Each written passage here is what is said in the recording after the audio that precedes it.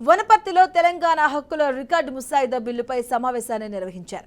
ఎమ్మెల్యేలు తూడి మేఘారెడ్డి అలాగే గవినోల్లో మధుసూదన్ రెడ్డి పాల్గొన్నారు. ఇక ఈ సమావేశంలో రైతు సంఘాల నాయకులు సంబంధిత అధికారులతో చర్చించి సలహాలు సూచనలు తీసుకున్నారు. గత ప్రభుత్వం ధరణి ద్వారా మోసాలకు పాల్పడి రైతులను నట్టేట ముంచిందని ఎమ్మెల్యేలు ఆరోపించారు. ఈ సమస్యలను భూ ఆధార్ ద్వారా పరిష్కారం చేస్తామని చెప్పారు. ఇక తప్పు చేసిన అధికారులపై ప్రభుత్వం కఠిన చర్యలు తీసుకుంటుందని ఎమ్మెల్యేలు హెచ్చరించారు.